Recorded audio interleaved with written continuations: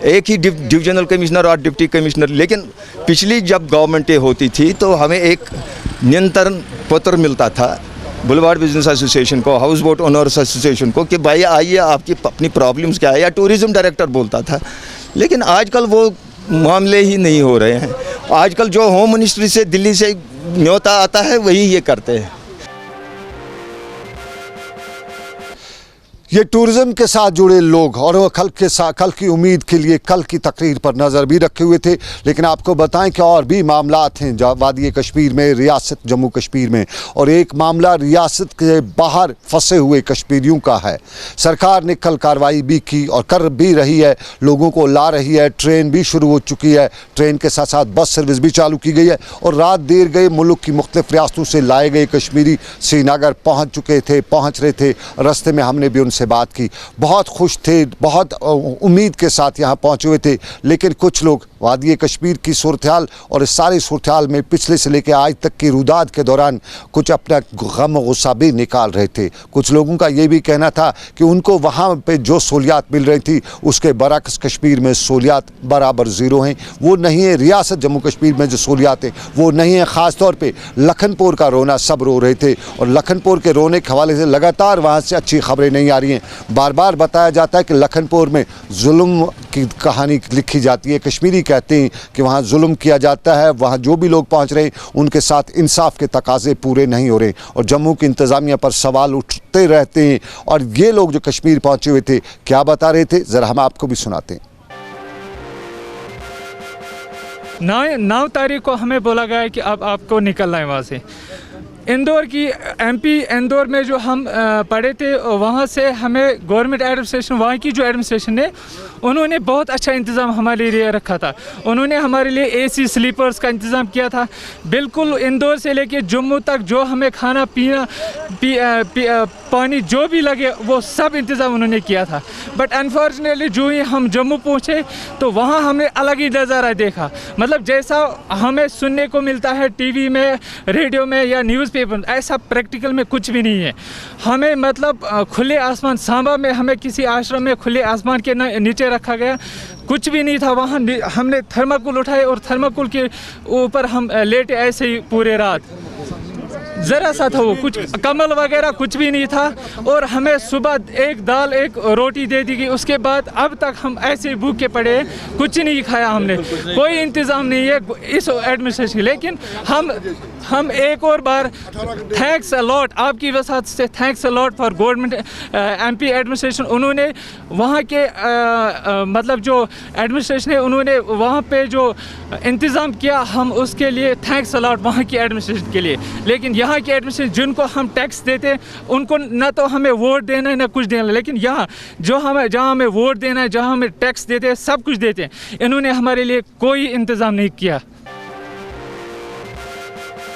रियासत जम्मू कश्मीर में कल का दिन जहां कहर बर्पा करने के लिए काफ़ी था, वहीं कल कुलगाम की सूरत-ए-हाल भी कुछ ठीक नहीं निकली है। कुलगाम में भी एक बड़ी तादाद कल पॉजिटिव आई है। कई गांवों को रेड जोन में करार भी दिया गया है। लेकिन कुलगाम की सूरत-ए-हाल ऐसी क्यों हुई, हमने खुद जायज़ा लिया और जायज़ा लेते हुए हम सबसे पहले तारीगाम पहुँचे। तारीगाम एक छोटा सा गाँव, लेकिन सूरत-ए-हाल वहाँ पर कुछ इस तरह की थी। ना किसी ने मास्क पहनी थी, ना किसी ने सोशल डिस्टेंसिंग कर रखी थी।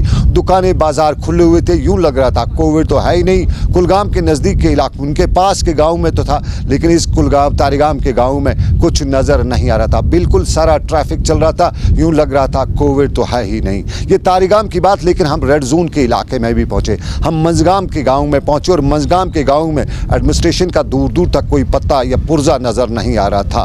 एडमिनिस्ट्रेशन की बात करें तो कुलगाम के से हमें मालूम हुआ कि वहाँ एडमिनिस्ट्रेशन में आपस में ठनी हुई है।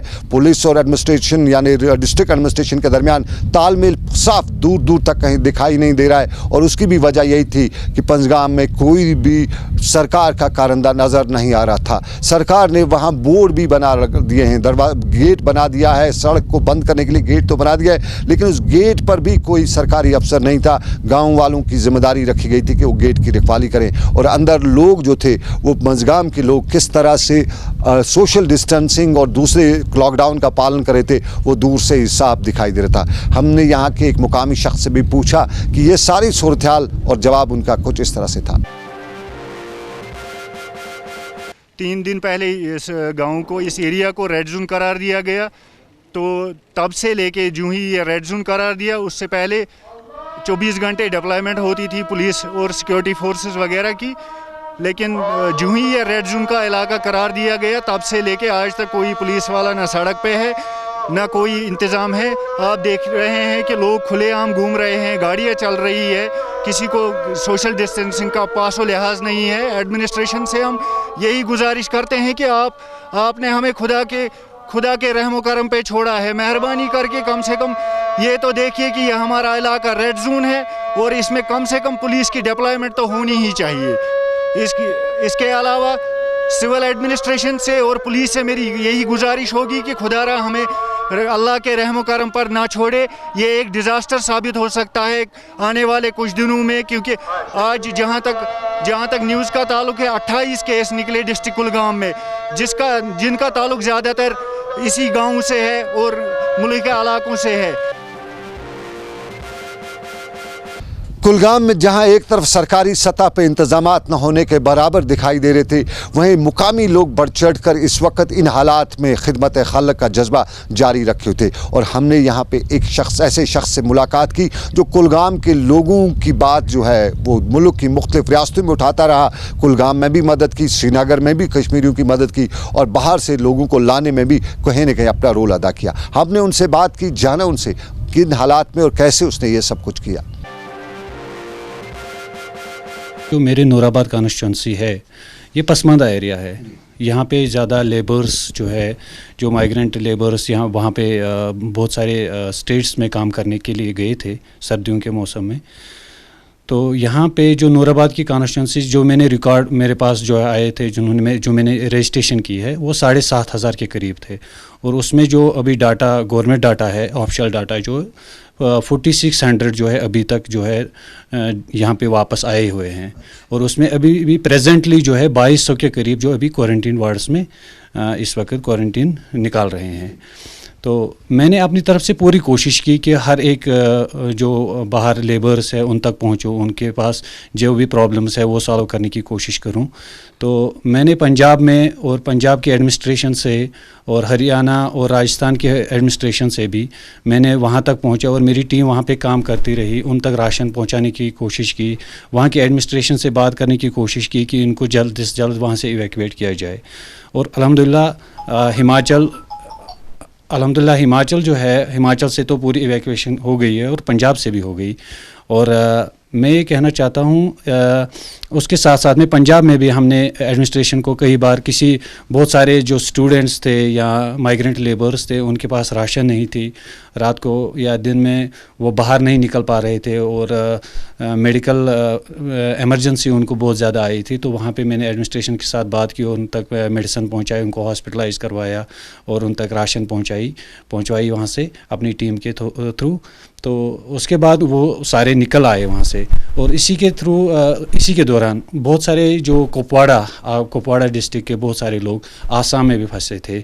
छाछर एक डिस्ट्रिक्ट है वहाँ में, और गुवाहाटी में भी, वहाँ पे 96 लेबर्स जो कुपवाड़ा के ही पूरे डिस्ट्रिक्ट कुपवाड़ा के फंसे हुए थे। वहाँ पे उनको मारा पीटा भी गया था। और मैंने आसाम एडमिनिस्ट्रेशन और आसाम पुलिस को भी ट्वीट किया था उस दौरान। तो उन्होंने बहुत सारा कोऑपरेट किया और बाद में उनको वहाँ से इवैक्यूएट करके जो छाछर डिस्ट्रिक्ट है वहाँ के ISBT